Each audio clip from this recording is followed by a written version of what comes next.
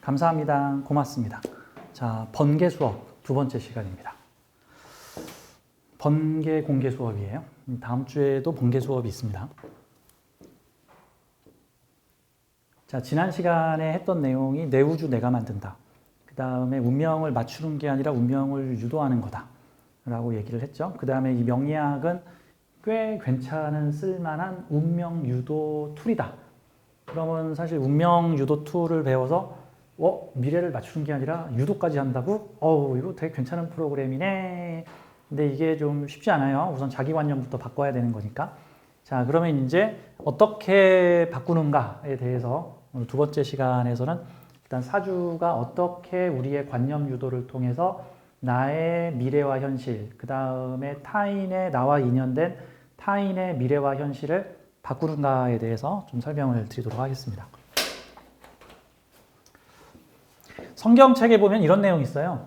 제가 교회를 한 20년 다닌 교회 오빠, 주일학교 교사 출신인데 성경책에 보면은 너희들이 겨자씨만한 믿음이라도 있으면 저기에 있는 산을 저쪽으로 옮기리라. 뭐 이런 내용이 나옵니다. 이제 일반적으로는 아마 예수님을 믿으라고 강조를 좀 했나 보다. 니들이 겨자씨만한 믿음도 없구나.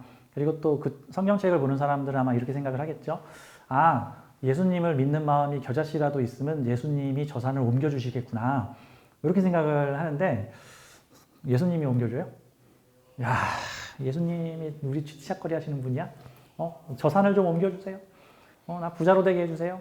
저 회사 망하게 해주세요. 우리 집 강남으로 옮기게 해주세요. 그럼 그거 옮겨다 주시는 분이야? 이거 다 4살짜리, 5살짜리가 하는 생각이잖아. 4살짜리, 5살짜리는 엄마한테 맨날 뭘 요구해요? 이게 다 엄마 때문이잖아. 엄마는 다 할 수 있잖아. 왜 엄마가 안 해주는 거야? 엄마도 못하는 거 있잖아. 나 1등 유치원 보내줘야 되는데 유치원비가 한 달에 200 들어. 근데 어머니가 지금 생계보호 대상자야. 그러면 유치원 못 보내잖아.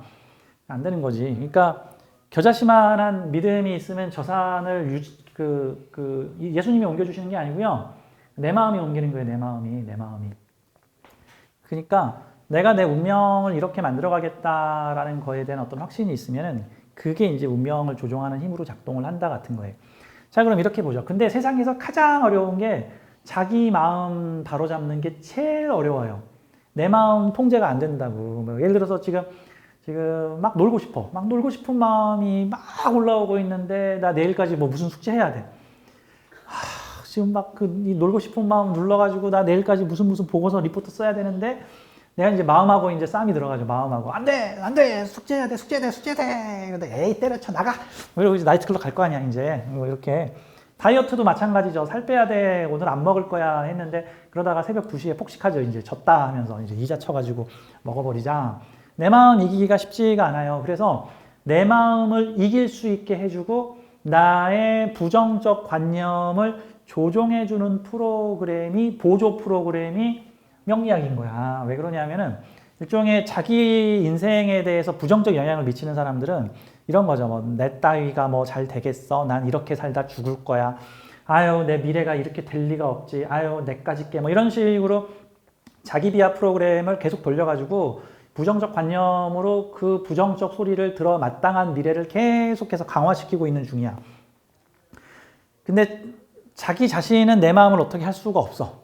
그런데 어떤 유명하시거나 도력을 좀 쌓다고 하시는 백발백중 잘 맞추는 암흑의 도사가 내 사주를 탁 보더니 아니 웬걸? 너 10년 후에 어떻게 되겠구나? 라고 얘기를 해줬단 말이지. 이러면 이게 퀀텀 점프를 한 거예요. 지금 나의 우주에서. 아니 저분이 거짓말을 했을 리도 없고 그렇게 유명하신 분인데 내가 10년 후에 그렇게 된다고요? 이렇게 얘기할 거 아니야. 그럼 걱정 마. 네 운명의 사주에는 네 운명 프로그램에는 10년 후에 이렇게 된다고 돼 있어. 못 믿겠는데요. 지금까지 저는 좋은 일이 한 번도 없었는데요. 그러면서 아니야. 봐. 내가 이제부터 새 운을 봐줄게. 봐. 요때부터 요때까지 너가 공부 운이 들어왔지. 요때 자격을 따는 거야. 그럼 요때서부터 이렇게 돈을 벌겠지. 너 명리 좀 배웠다며? 네, 명리 좀 배웠어요. 너 재성운에 돈 벌어 안 벌어? 번다 그러던데요. 그러면 요때 공부하면 요때 벌겠지. 그러면 요때 너가 기술의 전문가가 되겠지. 그 다음에 관운이 올 때 너 유명해지고 큰 조직에 일을 하겠지. 그러네요. 그러면 저는 10년 후에 부자가 되겠군요. 이게 미래 조종하는 거예요. 미래 조종. 그 사람 미래 조종한 거예요. 그 사람 미래를. 명리학에 근거하여. 근데 그 사기를 치면 안 되지. 명리학의 근거를 안 하고 치면 뻥이잖아. 그럼 사람이 안 믿어. 못 믿죠. 명리학에 근거해서. 근데 만약에 어떤 명리가가 똑같은 운임에도 불구하고 다르게 얘기를 했다고 쳐. 아, 너 그냥 10년 후에 빌어먹을 거지가 될 거야. 뭐 지금부터 나아질 리가 없을 것 같아. 뭐 이렇게. 정말요? 그래도 딴 데 가서 들어보니까 저 10년 후에 잘 된다고 하던데요? 봐봐, 내가 보여줄게. 어디서 그딴 가머니 소리나 듣고 와가지고. 봐, 여기 인성운이지. 너 이때 직장 잃고 무기력해져가지고 저 의기소침해가지고 번아웃 와서 너 이때 누워있을 거야. 뭐. 너 인성운에 일 잘 되는 거 봤어? 너 하던 일 다 안 돼, 인성운에는. 자, 그 다음에 재성운이 왔지. 너 아무것도 안 했는데 재성운에 돈 벌겠어? 오히려 넌 돈이 나갈 거라고. 그 다음 관성운 오지. 이땐 네 몸 아픈 거야. 너 박살난다고. 그럼 너 10년 후에 어떻게 되겠어? 넌 지금이 다행인 줄 알아. 그러면 그냥 절에 들어가. 뭐 이런 얘기를 했다고 쳐. 지금 똑같은 운을 다르게 해석한 거야. 똑같은 운을. 한 명은 악마의 메신저. 저 공매도로 돈 버는 사람. 공매도로 돈 버는 사람이고, 악마의 메신저고, 다른 한 명은 천사의 메신저. 이기적인 명리가는 무엇을 선택해야 할까? 이기적인 명리가는 악마의 메신저를 해서 악마랑 나중에 살래? 아니면 천사의 메신저를 해서 천사가 사는 동네에서 살래? 그럼 여러분들은 이기적인 메신저가 돼요. 이기적인 사람이 돼야 돼. 저는 지독하게 이기적인 사람이에요. 저는 악역 안 맡을 거야. 나는 악역 안 맡는다고. 나는 내가 선택하는 거야. 누가 찜해주는 거 아니야. 저 신도 우리의 선택권을 존중한다고. 너는 어떤 메신저가 될래? 저는 악마의 메신저가 되겠습니다. 알았어. 악마 같은 소리를 들어 마땅한 사람을 다 너에게 보낼 테니 악마의 저주를 내리거라. 하면은 이제 재수 없는 소리 전문으로 하는 명예가가 돼서 그 사람의 운을 원래 5대 맞을 거 10대 맞게끔 해주는 사람이 되는 거고, 요 천사의 메신저가 되면은 5대 맞을 거 2대 맞게 하거나 안 맞고 오히려 뭐 선물을 받게끔 하거나 이런 형태의 결국 그건 본인이 정하는 거, 본인이 정하는 거. 자, 사주는 그래서 사람의 관념을 변화시켜서 나는 어떻게 될 것이다. 나는 현재 어떤 처지이다.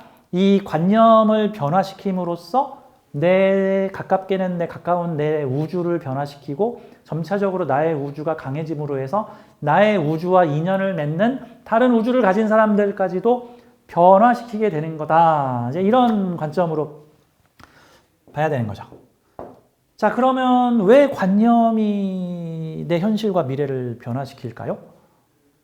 여기서부터는 이제 이 선도에 대한 얘기를 좀 해야 되는데, 이제 4차원 스피리추얼에 대한 얘기를 좀 해야 되는데, 사실 이 세계는 다 내 마음이 만들고 있어서 지금 벌어지는 현상이. 다 내 마음이, 내 마음 속에 360도 영상기가 들어있어가지고 360도 입체 영상으로 지금 현실을 비추고 있는데, 세상에 이게 또 2D도 아니고 4D야, 4D. 막 만져지고 느껴지고 냄새나고 뭐 촉감 막 다 느껴지고 이게 현실인 거야. 그래서 우리는 내 마음 속에 있는 필름통을 꺼내서 내 360도 영상기에다가 필름을 딱 집어넣어서 입체 하이퍼 영상을 만드는 거야. 만약에 여러분들이 그랜드 캐년을 가서 그 웅대한 자연환경을 보고 싶다. 그러면 이제 뭐 여권 만들어서 비행기 타고 뭐 미국 가가지고 돈 좀 모아가지고 거기서 관광을 좀 하고 와야겠죠. 자, 엄밀히 말하면 내가 미국에 가서 그랜드 캐년을 본 게 아니라 내 마음의 필름통에 그랜드 캐년 필름통을 꺼내가지고 내 영상기에다가 그랜드 캐년 필름을 넣은 거야. 그랬더니 내 마음은 360도 입체 영상으로 웅장한 자연의 영상을 지금 우와 대단하다. 우주는 정말 대단하구나. 실은 내 마음이 대단한 거야. 내 마음의 필름통이 대단한 거라고. 내 마음의 필름통이 다 한 거야. 근데 어떤 사람은 매일 똑같은 필름통을 주구장창 30년 동안 틀고 있어. 이제 가끔 얘기하는 우리 어머니 집에 가면 지금 80이 넘으신 저희 어머니가 매일 저기 장군의 후예 뭐 왕의 여인, 주몽, 이것만 나와. 텔레비전에 맨날 그것만 나와. 케이블 TV에 20년, 30년 전 드라마를 주구장창 틀어주는 케이블 TV가 있대. 그것만 틀어놓고 맨날 장군의 아들만 보고 있어. 그러면 이제 어머니 좀 다른 거 좀 보시죠. 난 이게 재밌다. 그렇죠? 자, 내가 매일 똑같은 곳에서 먹고 똑같은 곳에서 자고 똑같은 사람을 만나서 똑같은 환경에서 똑같은 일을 계속 반복적으로 하고 있다면 나의 우주는 변하지 않는다. 과감하게 운가리를 하고자 하면 안 틀어본 필름통 좀 꺼내가지고 껴봐. 사실 내 마음에는 상영되지 않은 필름통이 어마어마하게 많아가지고 이 영화 창고에 보면은 상영되지 않은 필름통이 잔뜩 쌓여 있는데 그거를 좀 꺼내서 이렇게 틀어보는 거죠. 물론 거기서 괴물이 튀어나올 수도 있고 괴로움이 튀어나올 수도 있고 고통이 튀어나올 수도 있겠지만 아주 모험도 좀 해보는 거지. 놀이동산에 갔으면 롤러코스터도 좀 타보는 거지. 롤러코스터 타러 가서 무섭다고 구경만 하고 아메리카노만 빨다 올 거야? 그러니까 내 마음이 이 세상을 만들어 놓고 있다. 근데 그럼 이제 내 마음이 현실 작용을 나타내고 있는데 이 마음이라는 이 추상적이고 피상적인 이 표현을 좀 더 구체화하자면 관념이라는 게 나오는데 관념은 마음 습관을 말하는 거예요. 그냥 자동 반복 회로 같은 거죠. 내 운전 습관, 운전 관념, 뭐 사람을 보는 관점, 내 고정 관념, 뭐 이런 거 하는 것처럼 고정 관념이 뭐야? 변하지 않는 나의 생각의 습관인데 그러면은 그 고정 관념을 가지게 되면 이제 그런 현상만 주구장창 벌어져. 그리고 주구장창 벌어지면서 더더욱 그 관념은 강화돼. 가령 이런 거죠. 예를 들어서 무슨 지역 차별적인 관념을 가지고 있는 사람이 있다고 쳐. 역시 저 전라도 인간들은 안 돼. 역시 경상도 인간들은 싸가지가 없어. 역시 저 중국 애들은 저기 애들이 미개. 이제 이런 관념을 가지고 있잖아요. 그러면 내가 공장을 차렸는데 중국 사람이 일하러 왔는데 처음에는 똑똑한 사람인데 내 우주랑 자꾸 접촉을 하게 되면 그 사람은 점점 무능해져. 내가 생각하는 중국인의 모습으로 바뀐다고. 뭐 학업에 대한 학력에 대한 어떤 관념을 가지고 있어. 그러면 역시 저 못 배워먹은 것들은 역시 안 돼. 그러면 역시 그런 현상들이 내 우주에서는 계속해서 나타난다. 뭐 이런 거죠. 그게 민족이나 집단에서도 그런 관념들이 있죠. 예를 들어서 동양권이나 한국권에서는 여자를 좀 찍어 누르는 게 있어서 여자는 수학을 못해 라는 관념을 어릴 때부터 여자도 그렇고 남자도 그렇고 그러니까 정말 여자들이 수학을 잘 못하는 일이 벌어지고 공간 감각이 떨어져. 그러니까 운전을 못해서 김 여자가 막 튀나오는 일이 벌어지는 거야.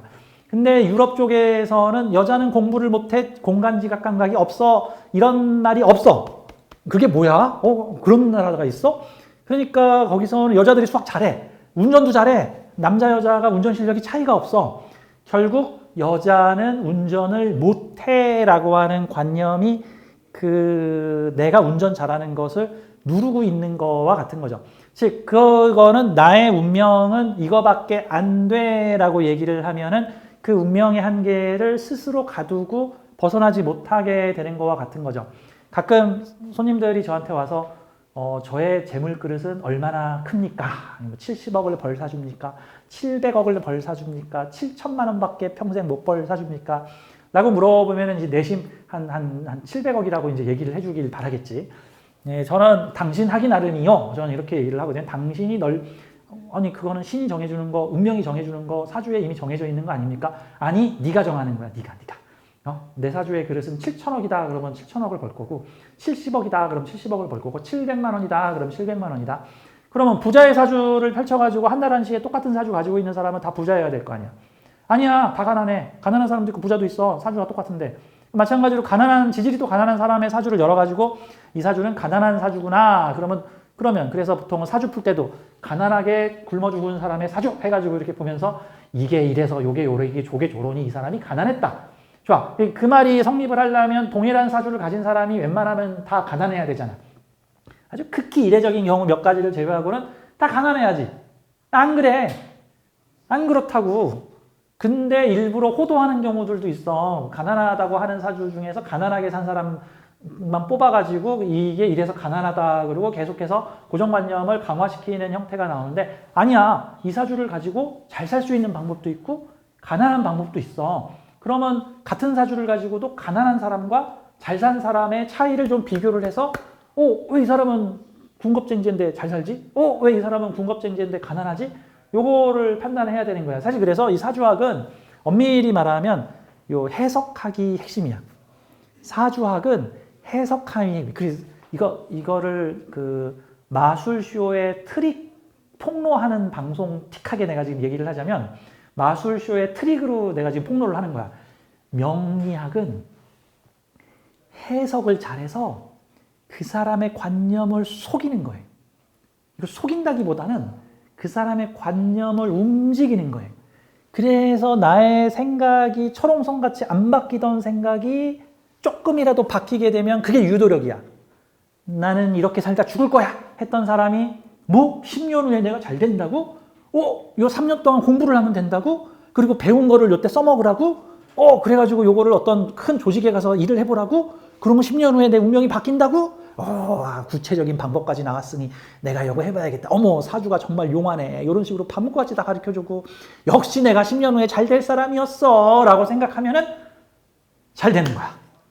잘 되는 거야.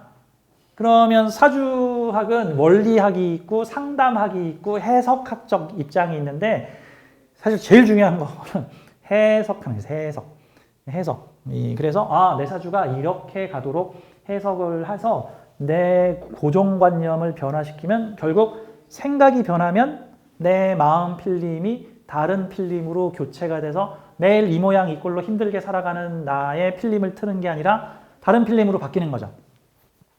이 명리학 말고 일명 끌어당김의 법칙 이런 거 공부하셔가지고 약간 영성 공부하시는 분 중에 끌어당김의 법칙 이렇게 공부하셔가지고 나는 부자가 된다, 나는 부자가 된다, 나는 부자가 된다 이렇게 매일매일 주문을 거시는 거 뭐 좋은 자세야. 뭐 좀 아주 괜찮다고 생각해. 근데 이 끌어당김보다 더 좋은 방법이 사주를 조금 배워가지고 어머 내 사주가 실은 부자가 될 사주였는데 아직 발현이 덜 늦게 된 거구나 라고 보는 게 더 빠를 수도 있어. 왜냐하면 끌어당김은 어거지로 나는 부자다, 나는 부자다, 나는 부자다, 나는 실은 부자다, 나는 정말 부자다, 나는 부자다, 부자다, 부자다, 부자다 해가지고 자기를 속이는 거야. 오래 걸리잖아.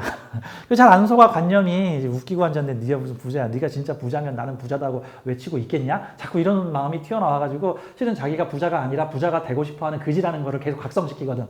계속 각성이 되니까 내가 이러고 있는 꼬라지를 보면서 네가 부자면은 그러고 앉았겠냐? 아무 생각도 안 하겠지? 뭐 이렇게 해서 그게 팡팡 깨져. 그러면 되려다가 폭삭. 끌어당김이 되려다가 폭삭.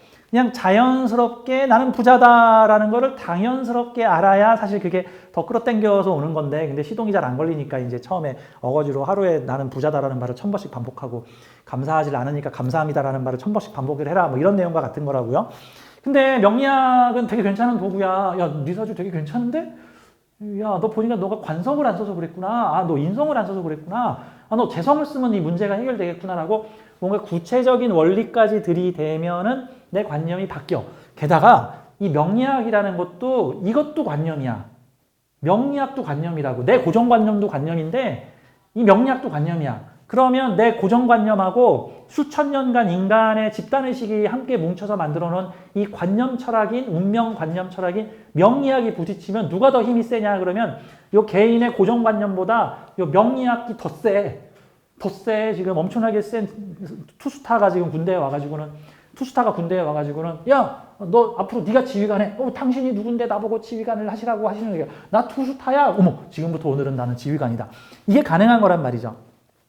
이 명리학은 정말 꼭 리눅스 프로그램 같은 느낌이야. 리눅스가 뭐냐면은 수많은 사람들이 집단 지식으로 모여가지고 조금씩 손봐가지고 만든 어떤 공개 프로그램 같은 거죠. 그래서 수천 년에 걸쳐서 수많은 현인들이 공부하고 연구하고 실행하고 요거를 현실에서 적용하고 그러다 보니까 수많은 미풍양속과 생활 양식에 모두 요 관점들이 팔자관념이 들어가가지고 역시 모든 것은 팔자 때문인가 보다. 팔자소관인가 보다. 뭐 운칠기삼이 어쩌다.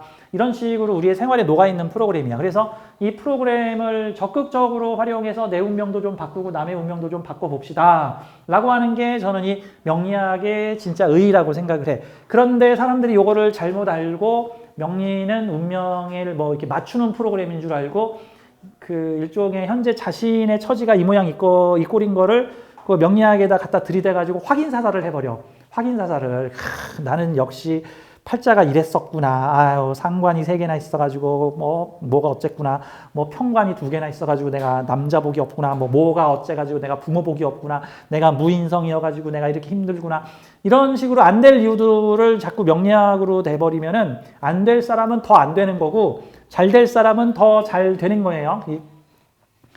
자, 그럼 이제 내용들을 보죠. 사주를 배워 운명을 개선하려면 첫째, 명리학은 일종의 관념 조종 프로그램이다. 왜? 관념이 바뀌면 현실과 미래가 바뀌기 때문에 나도 바뀌고 남도 바뀌고 근데 가끔 자기는 안 바뀌고 남은 바꿔주는 사람들이 있어요. 뭐 그런 거 있잖아. 남의 연애 상담은 잘하는데 자기 연애 못하시는 분들이나 자기 공부는 못하는데 남의 공부 계획은 잘 세워주시는 분이나 남의 여행 계획은 잘 짜는데 자기는 정작 여행 못 다니는 사람이나 이런 것처럼 아까도 말했지만 이해관념 당사자들의 미래가 바꾸기가 쉽지 않아. 이해관념의 제1 당사자가 자신이고 제2 당사자가 내가 사랑하거나 미워하는 사람이야. 내 남편, 내 자식, 내 어머니, 내 친구, 내 동업자 아무개, 나 사기치고 간 그놈, 뭐 이런 사람들. 이 사람들은 그 에고의 관점이 강하게 개입을 해가지고 이 내 안에 내면의 힘이 움직여야 되는데 내면의 힘을 외부에서 왜곡을 시켜버리기 때문에 관념 조정이 잘 안 돼. 근데 전혀 이해 당사자가 없는 사람들의 관념은 쉽게 조정이 돼. 이건 마치 그 장기판 옆에서 당사자들보다 그 훈수 두는 사람은 판이 훤히 보이지. 훈수를 두면 실력이 2배가 늘어. 근데 자기가 직접 앉아가지고 당사자가 되면은 그 내가 바보가 돼. 약간 이런 느낌이죠. 자, 관념 조정 프로그램이다. 관념을 바꿔라. 운명의 무의식의 영향을 받으며, 운명은 무의식의 영향을 받으며 무의식은 의식과 연결돼 있다.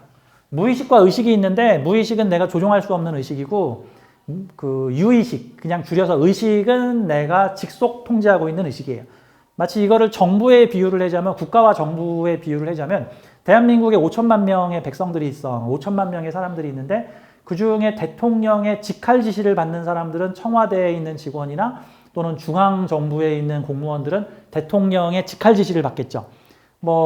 그러면은 5천만 명 중에 한 20만 명 정도가 직할 지시를 받고, 군대까지 포함하면은 한 80만 명 정도가 직할 지시를 받고, 지방 공무원들까지 포함을 하면 대충 100만 명 정도가 직할 지시를 받아. 그래가지고 지금 재해가 났기 때문에 놀러 가지 마라, 골프 치지 마라, 지금 저기 IMF가 터졌으니까 과소비 하지 마라, 사치하지 말고 외국 나가지 마라, 이런 식으로 지시를 내리면 일단 100만 명은 따를 거야. 안 그러면 페널티를 줄 테니까 이제. 근데 대한민국이 100만 명으로만 돼 있냐고, 4,900만 명은 뭐냐고. 4,900만 명은 마음에 들면 따르고 마음에 안 들면 안 따른다고. 자, 의식이 100만 명이고 무의식이 4,900만 명이야. 근데 대한민국이 공무원만으로 움직이냐고. 공무원도 말을 안 들을 수도 있고, 공무원이 뭐 하자 그러는데 백성들 말 안 들을 수도 있고, 저 미얀마나 이런 나라들은 정부하고 국민들하고 맨날 싸우고 있잖아. 전쟁하잖아, 미얀마는. 내전 벌어진 나라가 뭐야? 의식하고 무의식이 대판 전쟁이 벌어진 거잖아. 그럼 의식은 이러자 그러는데 무의식은 싫다, 안 할 거다, 이러고 있는 거잖아. 무의식과 의식이 싸우는 일은 우리한테 늘상 일어나잖아. 오늘 밤엔 다이어트를 해. 야식을 안 먹을 거야. 야식을 먹으면 안 돼. 야식을 먹으면 안 돼 하다가 배민 막 해가지고 이제 새벽 2시에 막 먹잖아. 지금 이게 무의식이 이긴 거야. 먹어라 하는 이런 거 같은 거지. 근데 우리의 현실은 의식보다도 무의식에서 더 많이 만들어낸다고. 무의식에서. 그러면 사실 세상이 내 뜻대로 돌아가려면 무의식과 의식이 좀 코드가 맞아야 돼. 이게 학식하면서 대통령 지지율이 높아야 돼. 대통령 지지율이 한 70%, 80% 정도 돼봐. 그럼 대통령이 이럽시다. 그럼 국민들이 그럽시다. IMF를 이겨냅시다. 그럼 금모으기 이럴 거 아니야. 월드컵에 영향을 모읍시다. 우리 모두 붉은 악마 이렇게 될 거 아니야. 대통령이 지지도가 17% 이러고 떨어지면 이제 걔 누가 뽑았냐? 이런 소리 나올 거 아니야, 이제. 야, 왜 내 나이를 이렇게 바꿔가지고 헷갈리게 만드냐? 뭐서부터 이제 다 걔 때문이다 할 거 아니야, 이제. 왜 걔는 부인 말만 듣냐? 이러고, 저 정치 얘기하는 거 아닙니다. 이제 그럴 거 아니야, 이제. 그러니까 이게 내가 현재 그 무의식으로부터 지지율이 한 17%, 15% 이하로 떨어지면 되는 일이 없어요. 세상에 되는 일이 없어. 내 뜻대로 늘 반대로 돌아가. 나는 부자가 되고 싶은데 가난하게 가고. 저 회사에 가고 싶은데 맨날 시험 보면 떨어지고, 이 사람과 함께 일해보고 싶은데 그 사람은 나랑 일할 생각이 없고, 이런 형태들이 벌어지는 거라고. 그러면은 요 의식과 무의식을 좀 이렇게 연결을 하고 좀 사이좋게 소통을 좀 해줘야 돼. 소통을. 그래서 이게 마음 다스리기 일 중에 마음 공부, 내면 소통 이런 용어들이 나오게 되는 건데, 명상을 통해서 내 마음의 깊은 곳의 뜻을 좀 알아들어라, 이런 것 같은 거죠. 그 명상 비슷한 말이 기도죠. 동양권에서는 기도, 서양권에서는 명상. 이 둘의 차이는 비슷한데 주로 기도는 내가 할 말 하는 거고요. 명상은 신이 하는 소리 듣는 거예요. 기도는 기도 뭐예요? 맨날 자기 원하는 거 얘기하죠. 내 가정에 평안이 있게 해주시고 감사합니다라는 말 2마디에 요구사항 한 10가지 하죠. 이제 주로 기도가. 그치? 근데 명상은 아무 말도 안 하고 감사합니다 하고 그냥 듣죠. 감사합니다. 신이 보기에 누가 더 착한 애 같아. 맨날 저 하늘나라에다가 민원 전화 걸어가지고 신이시여 이거 해주시고 저거 해주시고 요거 해주시고 요거 해주시고 요거 해주시고 요거 해주시고 저 민원센터 진짜 야 닫어. 근데 누구는 이제 가만히 이렇게 기다려. 이게 뭐라고 메시지 주시면 저 잘 들을게요. 얼마나 이쁘겠어. 그러니까 기도나 명상이나 다 비슷한 건데 이 명상은 좀 더 세련된 것 같아. 그래서 기도나 명상이나 비슷한 용도로 쓰이지만 내면의 소리를 좀 들어야 된다고. 맨날 요구사항만 얘기하지 말고. 자, 그래서 내면 소통을 좀 해서 내 현실을 바꿀 수 있게끔 좀 만들자. 다음, 무의식은 나의 주류관념, 나의 신념들을 현실화시키는 방향으로 발현된다 같은 거예요. 의식 의식 조종해가지고 안 되고 결국 무의식이 움직여줘야지 내가 원하는 현실이 펼쳐진다 같은 겁니다. 자, 무의식은 나의 관념을 조종할 수 있기 때문에 관념을 입증시킬 수도 있고 변화시킬 수도 있다 같은 거예요. 지분율에 있어서 100만 명당 4,900만 명이면 이게 49대 1이죠. 비율상 49대 1이야. 49대 1이 투표하면 누가 이겨? 49가 무조건 이기죠. 그래서 사실 내가 원하는 걸 신이 들어주는 게 아니라 우리가 신의 뜻을 이해하는 거와 같은 거야. 4살짜리 꼬마가 엄마한테 계속 뭔가를 요구를 할 때 결국 들어주고 말고는 엄마의 마음이라고. 그러면은 그 꼬맹이 입장에서 엄마가 내 말을 잘 듣는다라는 말은 엄밀히 말하면 엄마가 내 말을 잘 듣는 게 아니라 내가 엄마가 잘 들어줄 것에 대해서만 잘 요구한다 정도로 봐야 되는 거야. 4살짜리 꼬맹이와 엄마가 소통이 잘 돼 있는 거야. 그래서 알아서 엄마가 할 수 있는 일, 그 다음에 엄마가 하면 좋아할 일, 엄마도 흔쾌히 오케이 할 일들에 대해서 소원을 얘기를 하는 거죠. 그게 일종의 내 의식과 무의식의 소통이 되는 형태가 되는 겁니다. 자, 그래서 명리학은 미래를 맞추는 학문을 넘어 미래를 유도하는 학문이다. 자, 사주를 통해 여러 가지 가능성의 미래를 찾을 수 있다. 미래가 하나가 아니니까 그중 가능성이 높고 바람직한 미래를 유도하라. 문을 열어라 라고 표현했죠. 그럼 나의 운이 좋아진다. 자, 사주를 보는 관념을 바꾸라. 이게 중요한 거죠. 관념 바꾸라. 지극히 부정적인 해석법에서 벗어나라. 아, 물론 저는 이런 생각이 들어. 처음에 지극히 부정적인 해석법으로 지극히 부정적인 사주를 막 봐주는 거야. 그리고 한 3, 4년 정도를 보잖아요. 그러다가 내면 소통이나 마음 공부를 딱 하잖아? 그러면 내가 얼마나 어리석은 짓을 했는지, 내가 이럴 줄이야, 내가 이런 짓을 했구나, 이게 원래 이런 원리였는데 내가 그동안 그 사람의 미래를 조심하라고 일러준 게 아니라 실은 저주를 퍼부은 거였구나. 저주를. 이럴 수가. 그 사람이 망한 거는 내 탓도 한 3% 있구나. 이렇게 이런 형태들이 나와서 이렇게 이게 부정적인 해석법을 깨닫게 되면 그다음부터 이제 긍정적인 해석법을 쓰게 돼. 호신쌤이 전생에 하도 그 공포 명리를 많이 해가지고 내 무의식에서 이제 야, 너 조금이라도 좀 바로 잡아라. 바로 잡아라. 너 부채 있다. 그러니까 제가 이런 부분에서 누가 물어보지도 않는데 자꾸 발작을 하면서 부정적으로 해석하지 마십시다. 뭐 이런 얘기를 지금 오버를 하면서 한다. 뭐 이런 느낌이 들어요. 자, 그러면 사주를 통해서 내 관념을 조종할 수 있다는 거야. 내 관념을. 한번 보죠. 그러면 사주의 문법이 중요한데 저는 이게 되게 좋아하는 강의가 이 구조로 사주 풀기라고 하는 요 방법을 되게 좋아하는 방법이에요. 이거는 꼭 사주가 아니더라도 같이 낱말 맞추기 게임 정도를 해보는 거야. 낱말 맞추기를 해서 여기다가 뭐 아무거나 글자를 뭔가 단어 같은 거를 집어넣고 그 아무 말이나 아무 말 대잔치를 8칸에다가 집어넣은 다음에 이 사주 문법으로 이거를 스토리텔링 하는 거예요. 스토리텔링. 그게 너의 운명의 과정이다. 너가 경험해야 될 사항이다. 라고 보는 거죠. 그러면 여기다 우리 아무 말 대잔치를 한번 아무렇게나 한번 써볼까요? 낱말 카드로? 못 써볼까? 못 써볼까? 여기서부터 써보죠. 아무 말 대잔치. 그러면 여기다 한번 선물. 그럼 뭐 관념적 용어든 뭐든 뭐 한번 얘기해봐요. 여기다 뭐 할까, 선생님? 아무 말 대잔치. 그럼 뭐 그냥 사랑 이렇게 할까, 그냥 사랑? 그러면 우리 선생님은 여기 뭐 넣을까? 여기하고 여기. 뭐 돈 할까, 돈? 돈. 그다음에 선생님, 이 자리에 뭐 넣을까? 아무거나 한번 해봐요. 뭐 미움, 중호, 질투 막 이런 거 해볼까? 아니면 뭐 성공, 부기? 오케이, 성공. 요 두 자리에는 뭐 넣을까? 우리 선생님 여기다 아무 단어나 그냥 막 아무 말 대잔치 한번 해봐요. 미움. 위에다 넣을까? 아래다 넣을까? 아래. 저 아래는 미움. 미움 위에다는 뭐 넣을까? 경쟁? 무섭다. 자, 그러면 여기 8칸을 집어넣었어요. 이제 이 8칸을 가지고 이 아무 말 대잔치를 했죠.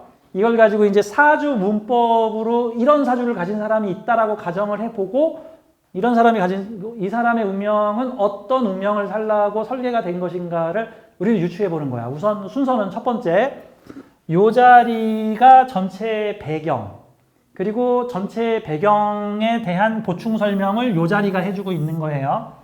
자, 다음 이런 자리는 내가 살아가는 사회를 말하는 거고 그런 사회를 살아가고 있는 나가 바로 요 자리고 이러한 사회를 살아가고 있는 나가 직속으로 가지고 있는 제일 먼저 쓸 수 있는 카드 그리고 내가 만들어낸 직할 환경이 바로 내 밑에 있는 자리고 요 뒤에 있는 자리는 내 미래를 설정하는 자리예요. 미움에 기반하여 경쟁을 하라라고 지금 이렇게 지금 얘기를 하신 거예요. 아무 말 대잔치를 했는데 지금 이게 그렇죠? 이게 내 미래의 인자 나 이런 방향으로 가겠다라는 게 바로 요 시주라고 하는 요 자리에 있는 글자가 나타내는 거예요.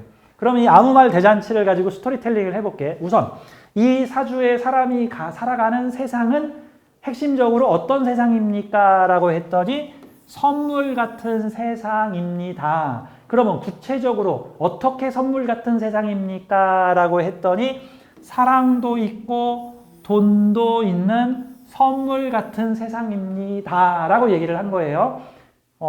그러면 그런 세상 속에서 나는 뭘 하는 사람입니까? 라고 했더니 나는 그러한 사랑과 돈을 사랑과 돈이 넘치는 또는 사랑과 돈이 활용되는 그런 세상 속에서 성공을 하고자 하는 사람이고 성공을 얻고자 하는 사람이고 웬만하면 중년의 나이에 성공 비스무리한 거를 해보게 될 것입니다. 라고 써놨고 그러면 이제 여기까지 해석을 하면 선물 같은 세상인데 사랑도 하고 돈도 다룰 수 있는 선물 같은 세상에서 성공을 하고자 하는 나라는 존재가 미래를 뭘로 추구하고 있냐 하면은 미움에 기반한 경쟁을 하며 살아갈 거예요. 그러면 일단은 이렇게 봐야 되겠죠. 이 사람은 어떤 사람입니까? 라고 하면은 선물 같은 세상인데 사랑과 돈이 넘치는 선물 같은 세상에서 성공을 향해 달려가면서 성공의 논리를 치열한 경쟁을 해야만 성공을 한다라고 생각을 하는 사람이겠구나라고. 그런데 이 경쟁은 필연적으로 무엇을 달고 있냐 하면은 미움에 기반을 하고 있으니 그러면 경쟁과 미움이 함께 움직인다는 거니까 경쟁을 하면 할수록 미움도 강해지는 거고 경쟁을 안 하면 미움도 약해지는 거고 미움에 기반하여 경쟁을 드러내고 있구나라는 형태로 볼 수가 있는 거죠. 그러면 이제 이런 사주를 가지고 온 사람이 만약에 20살이다. 그러면 주로 요 동네에 대한 얘기를 해주면 되는 거고 30살, 40살이다. 그럼 주로 요 동네에 대한 얘기를 해주면 되는 거고 40살, 50살, 60살이다. 그러면 요 뒷동네에 대한 얘기를 해줘야 되겠죠.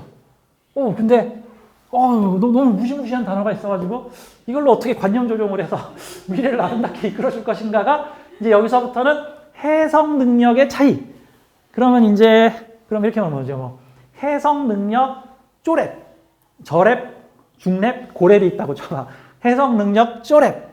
당신은요 선물 같은 세상에서 사랑도 하고 돈도 할 텐데 근데 이 두 개는 서로 상극 관계라서 둘이 한꺼번에 얻어지진 않을 거니까 사랑을 얻으면 돈을 좀 놔야 되고요. 돈을 얻으면 사랑을 좀 얻고요. 제일 좋은 거는 저 몇 년 정도는 사랑 추구하시고 몇 년 정도는 돈 추구하시고 당신은 사랑에 빠지면 돈을 못 벌 거예요. 둘 다 가지면 안 될까요? 그러면 마음에 상처가 생길 겁니다. 이게 뭐야? 사랑이면 이게 정인일 거고 이게 돈이 위아래로 있으면 이게 재성일 거 아니야. 이거 선물이면 식상 아니면 인성 정도로 보면 되겠네. 인성인데 여기서 돈하고 돼 있으니까 너 저 마음이 행복할래, 물질이 행복할래. 그러면 어쩔 때는 마음, 어쩔 때는 물질, 오락가락하는 사회에서 살고 있는데 그런 사회에서 나는 성공을 하게 될 것이고 쪼렙은 이제 그러다가 당신은 경쟁을 심하게 하다가 미움이 많이 펼쳐질 거예요. 이렇게 좋게 얘기하기가 참 힘드네요, 그렇죠? 이게 고랩을 뭐라고 하지? 그럼 이제 이렇게 말을 해야지. 그러면 중랩이나 고랩은 이런 곳에서 성공을 추구를 할 텐데 이 성공을 지나치게 추구하다 보면은 심한 경쟁. 이게 이제 경쟁이면 십성으로 겁재가 될 가능성이 높죠. 겁재. 미움은 뭐지? 이거 그냥 평관이라고 합시다. 그냥 평관. 평관 겁재. 나를 힘들게 하는 겁재이자 경쟁자 겁재. 이런 형태가 될 텐데 여기 있는 이 겁재를 당신 편으로 만들어서 경쟁을 하지 말고 화합을 해라. 그러면 당신은 이 세상을 더 많이 가져갈 수 있을 것이다. 이런 식으로 이 사주의 활용법은 이렇다. 이런 식으로 이제 교훈을 줄 수가 있겠죠. 근데 누군가를 이기고 승리하여 그 사람보다 앞서서 그 사람을 깔아뭉개고 그 사람을 망하게 해서 내가 성공하려고 하면은 계속해서 괴로움과 고통과 미움이 오게 될 것이다. 이제 이런 식으로 설명을 할 수가 있겠죠. 이게 사주의 문법이에요. 쉽고 재밌죠? 낱말 맞추기 게임 같은 거. 내가 보기에는 저 공무원 시험 막 3년씩 공부하시는 분들 명리 3개월만 배우면 난 알 수 있을 것 같아. 이렇게 풀면 되는데.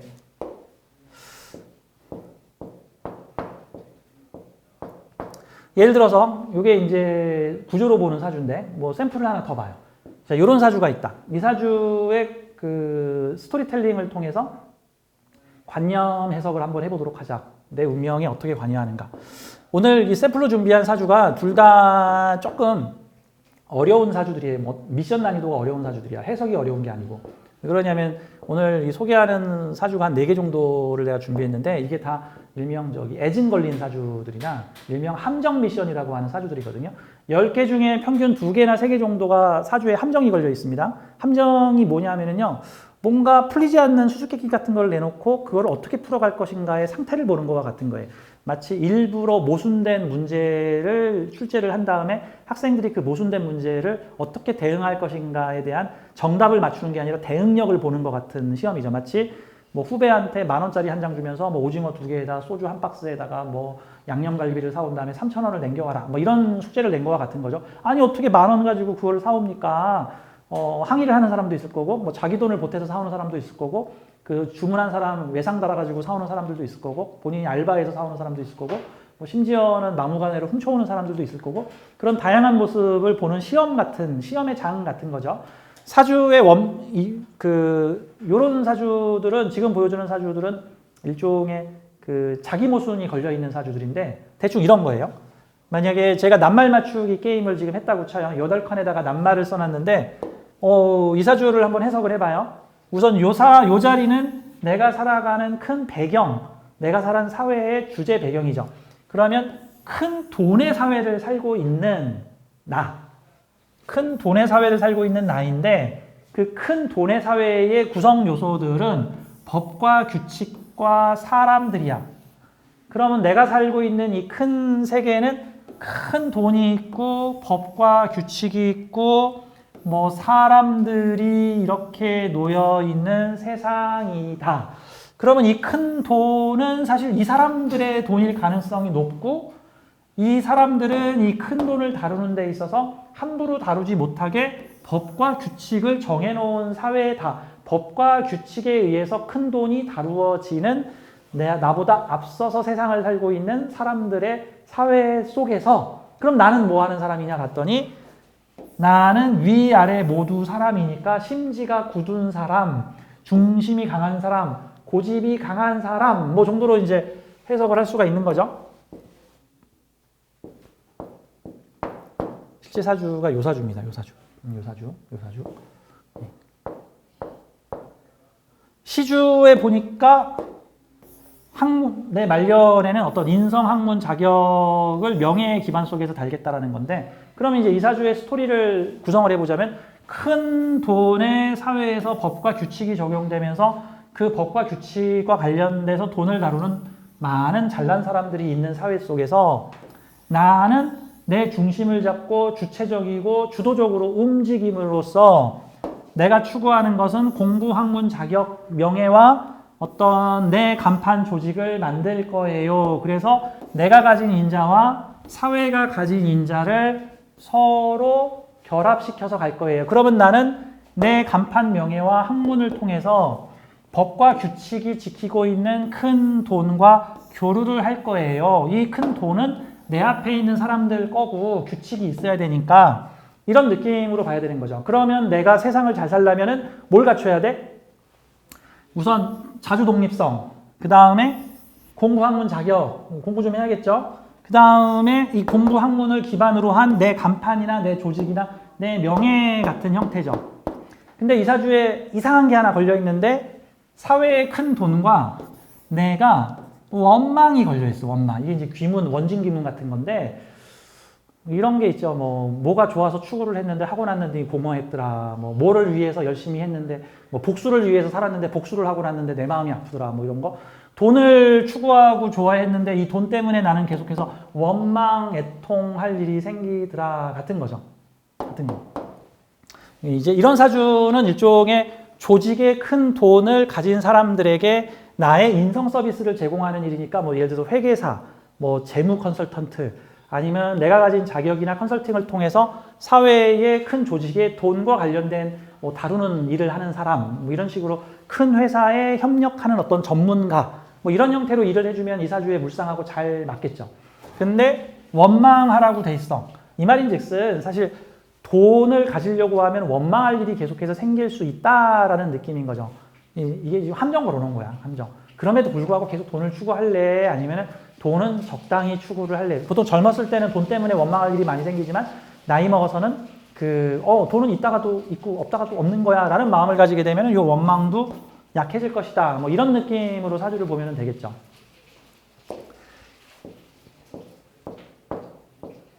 이분이 좀 특이한 케이스인데 이 사주가 여자 사주거든요. 이 사주는 사실 제 명리 공부하는 데 있어서 좀 되게 그 큰 사건이 됐던 저의 머리를 깨게 만드는 어떤 그러한 형태였어요. 실제 이분의 삶이 어떻게 펼쳐졌냐면요. 여성분이신데 어떤 일이 벌어졌냐면은 이게 지금 돈 때문에 원망할 일이 생겼다. 그거 잘 해결해 봐라라는 미션이죠. 이게 성공 사례도 있고 실패 사례도 있을 건데 제가 만나 상담했던 분은 사실 실패 사례예요. 어떤 케이스가 있었냐면 이분은 30대 초중반에 그 부모님 아버지가 돌아가시면서 아버지의 막대한 유산을 물려받았어요. 지금 현재 이분이 나이가 60대 중후반이시거든요. 상담받을 때가 60대 초반이었어요. 그게 5, 6년 전 일이니까 지금 60대 중후반 정도 되셨는데 30대 초반에 아버지가 돌아가시면서 당시로서는 상당히 큰 돈인 한 17억 정도의 유산을 받았는데 남동생하고 같이 받았어. 그래서 어머니한테도 유산이 가고 두 자녀한테도 유산이 가니까 뭐 재산이 한 50억 정도 있었나 보죠. 그러니까 이제 자식들한테 30몇 억 정도가 일단 갔던 거야. 근데 같이 유산을 10몇 억씩 받았는데 세금 내고도 지금 10몇 억이 지금 떨어졌는데 근데 남동생이 누나 그 돈 저한테 잠시 맡기면 내가 2배로 벌게 해줄게. 좋은 투자처가 있어. 그래 동생아 너만 믿는다 해가지고 그 17억을 줬어. 이런 사주가 그런 짓을 하면 어떻게 될까? 돈 때문에 이 인간과 원망할 일이 생기겠죠. 돈 때문에 원망할 일이 생기겠지. 그럼 그 17억 어떻게 됐을까? 당연히 날렸죠. 동생이 멱살을 잡으면 어떡할 거야. 동생도 날렸는데. 동생도 자기 돈 날리고 자기도 날리고 그래서 이후에 이분은 30여 년을 동생을 원망하고 돈을 원망하면서 결혼도 안 하고 직장도 안 다니고 일도 안 하고 어머니 집에서 60몇 세로 늙은 거야. 어떡하면 좋아. 이게 일종의 다음 진도 안 나간 거예요. 사실 이 사주는 사람과의 관계에서 돈에 대해서 원망할 일이 생길 수 있는 사주인데 그럼에도 불구하고 꿋꿋하게 내 발로 일어서서 너에게 맞는 학문과 자격을 갖춰서 너의 사무실을 만들어서 사회에 돈 때문에 원망 걸린 사람들의 문제를 해결해주는 사람을 하라라는 게 이 사주의 본 취지야. 이해되시죠? 이렇게 해도 말 되잖아. 그렇지? 이게 이제 중랩이나 고랩이 하는 표현이에요. 이제 쪼랩이 표현을 하게 되면 이 사주는 돈 때문에 사람하고 원망하고 망하고 끝장날 것이다. 뭐 이러면 이제 쪼랩인 거고 중랩은 여기서 뭔가 방법을 찾아보라는 것 같다. 보니까 모순된 프로그램이 왜 돈의 사회에서 돈 때문에 원망할 일이 생길까? 저 겁재하고의 관계가 있나 보다. 뭐 이런 느낌으로 볼 수가 있는 거니까. 자, 그래서 사실 이제 이런 사주를 보면은 돈 때문에 원망하고 억울할 것이다. 그럼 그걸로 끝나? 그런 경험들을 웬만해서 이 사주를 가진 사람들은 크고 작게 할 건데 그럼에도 불구하고 사회에 돈 때문에 원망 걸리거나 애증 걸린 사람들을 내가 가진 자격과 내가 가진 조직으로 활용을 해서 어떤 뭐 금전재물과 같은 전문적인 일을 하거나 같은 거죠. 가정폭력에 시달리신 분들, 예를 들어서 그 가정폭력 상담센터에서 일하시는 상담사 10명 중에 6명이 자기가 가정폭력 피해자고 나머지 4명이 직간접적으로 가정폭력의 피해자예요. 어머니가 가정폭력 피해자거나 뭐 동생이 피해자거나 내 주변에 그런 사람이 있거나 왜 그런 일을 겪어봤기 때문에 저래서는 안 되겠구나. 저거에 대한 대응하는 일을 해야 되겠구나. 벌써 겪어보지 않으면 사람들은 몰라. 그래서 이 사주는 겪어보고 그거를 해결하는 일을 하면 미션 클리어인 거고 당했는데 그 다음 진도를 전혀 안 나가고 나 아무 일도 안 하고 그냥 원망만 하고 살 거야. 그러면은 이 동네가 작동을 안 한 거죠. 그냥 이것만 작동하고 있는 거지. 자기 모순적 프로그램이다라고 보면 돼요. 자, 사실 이런 식으로 사주를 풀면 이거 되게 쉽죠? 근데 해석이 하나만 있을까? 아니야. 해석 되게 여러 가지야. 정말 100명이 풀면 100명이 좀씩 다 다른 얘기 나올 거야. 아주 명백하게 하나의 의견으로 모아지는 사주도 일부 있겠지만 좀 이거 난해하게 이렇게 설정하면은 그 같은 단어 8개인데도 막 해석들이 막 한 30개, 40개씩 튀어나올 수도 있다고. 하지만 그게 결국 자신의 관념을 조종하는 것이니까 이걸 어떻게 해석해서 적용을 할 것인가에 따라서 쉽게 말해서 같은 사주인데도 좋게 해석하면 운이 좋게 풀리고 나쁘게 해석하면 나쁘게 풀리는 거야. 사주 탓이 아니라 해석 탓. 사주는 해석이 다 있네. 이렇게 봐야 되는 거죠. 요 사주도 한번 볼까요? 잠깐만 한번 볼게요. 요 사주 시간. 이 사주 제가 말한 식대로 한번 풀어봐요. 이 자리는 이거 월지라고 하는 자리인데 내가 살아가는 사회의 중심, 핵심인 거예요. 그리고 여기 있는 인자들은 내가 살아가는 사회의 중심 인자를 통해서 펼쳐지는 부수적 인자들이라고 보면 되는 거죠. 천간은 표방하는 거고 지지는 실제적으로 활용되는 기반이 되는 곳이에요.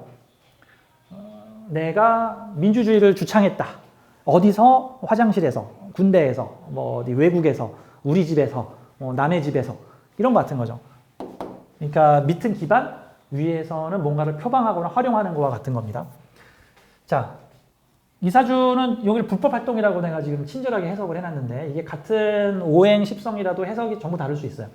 자, 불법 활동을 하는 사회에서 내 마음을 올리고 이상하네. 적법 활동을 표방을 하고 돈을 다루고 있네. 그러면 이 사주 내가 살아가는 사회는 어떤 사회냐 하면은 불법 활동과 돈이 연결되어 있으니까 돈으로 불법 활동을 하고 내 마음은 불법 활동 위에 올라가고 있으니까 불법 활동을 하고자 하는 마음을 가지고 있고 표방을 했고 근데 실은 불법 활동인데 사회적으로 내밀기는 적법 활동이라고 내밀고 있으니 그럼 내가 살아가는 사회는 약간 어떤 사회일까? 실은 불법적인 일을 하는데 합법으로 포장을 한 사회를 살고 있다. 뭐 이 정도로 보면 되겠죠.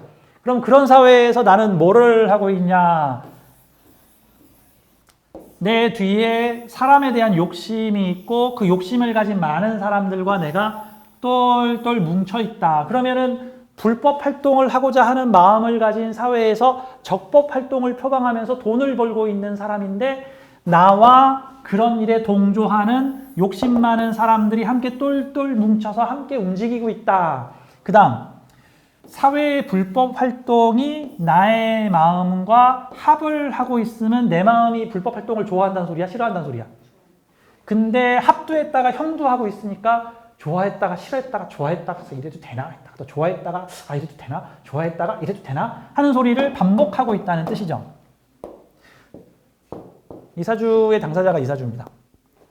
상관격인데 식신을 표방하고 있고 내 마음을 상관 위에 올린 다음에 식신과 같이 결합시켜서 돈까지 끌어오고 있는 형태인데 이분은 그 2018년에 뉴스에 좀 떠들썩하게 나왔던 분인데 웹하드에 사람들의 어떤 몰카 같은 거를 마구 올려가지고 그 웹하드 서비스로 막대한 돈을 벌고 사람들의 비밀리에 그 사생활 보호를 해야 되는 영상들을 마구잡이로 사들여서 불법 동영상과 야한 동영상들, 성인물들을 무작위로 배포를 하다가 구속이 되신 분이시고요. 직장에서 갑질도 많이 했는데 근데 그 회사가 불법 음성 회사가 아니라 표면적으로는 멀쩡한 IT 기업으로 표방을 하고 있다가 걸려가지고 문제가 많이 됐었던 사람의 사주입니다. 그러니까 이 사주는 결국 그런 일을 경험해 볼 가능성이 좀 높다라는 건데 활용하기에 따라서는 그러한 일을 좀 경험해 보다가 다른 마음을 가질 수도 있는 건데 이 사주는 그냥 딱 그 활동으로 간 거죠. 상관을 다스리는 내 마음도 될 수 있지만 상관에 동조되는 내 마음도 될 수 있고 내 마음을 세상에 올려서 상관을 커버하고 있는 모습도 될 수 있는 거고 내 마음은 돈과 연결된 기술에 결합이 돼 있어서 내 생각과 아이디어를 상관적 활동 위에 올려서 돈을 벌 거야. 머리 써서 아이디어 내서 돈을 벌 거야. 그리고 내 뒤에는 실은 내 뒤에는 이렇게 겁재의 욕심과 탐심을 가진 사람들이 내 뒤에 가득해. 이 뒤에 있는 무진겁재는 나의 모습이기도 하고 또는 나와 동조해서 함께 이 일을 하는 사람. 그러니까 저 불법 웹하드에다가 음란 영상 올리는 사람들이겠지. 같이 돈 벌자고 하는 사람들, 동조자들.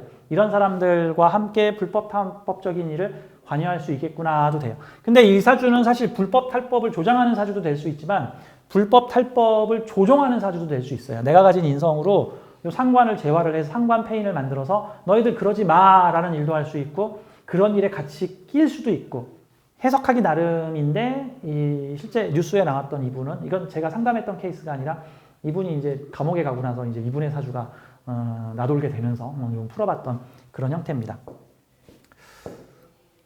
이 8개의 칸에다가 다양한 어떤 키워드를 넣고 이 키워드를 해석법으로 이걸 저는 사주 문법이라 그러는데 사주 문법으로 돌리면 내 사주도 풀고 남의 사주도 풀 수 있다. 근데 해석이 되게 여러 가지가 나올 수 있기 때문에 결국 그 사람에게 필요한 해석을 통해서 그 사람의 운명을 유도해 줄 수 있다. 이런 관점으로 보면 되는 거죠. 그러니까 사주 배워가지고 맞춰야 된다라는 강박감 가지지 마시고 사주를 갈고 닦아서 내 관념도 좀 바꾸고 나의 운명도 좀 바꿔보고 다른 사람의 운명도 좀 바꿔봐야 되겠구나. 내가 아직 내공이 덜 쌓여서 작용력이 좀 미미한데 내가 이제 이게 갈고 닦으면은 내 작용력이 좀 더 강해지겠구나. 이게 점차 맞기 시작해. 근데 태생적으로 잘 맞는 사람이 있어. 전생에 도 닦은 사람들인데 전생에 이미 갈고 닦은 사람들은 뭔가 좀 태생적으로 별마디 안 했는데 야 지난달에 네가 했던 말 다 맞았어. 야 너 몇 월 며칠 날 남자친구랑 싸울 거라 그랬는데 나 정말 그날 싸웠어. 뭐 이런 일들이 생기기 시작하면 이게 내가 정말 다른 사람의 운명을 맞춘 게 아니야. 유도하는구나 라고 봐야 돼요. 이 명리학은 진짜 호그와트 마법학교 같은 저는 그런 느낌이 들어요. 자, 오늘 2시간은 이렇게 진행을 하겠습니다. 다음 시간에 또 뵐게요. 감사합니다. 고맙습니다.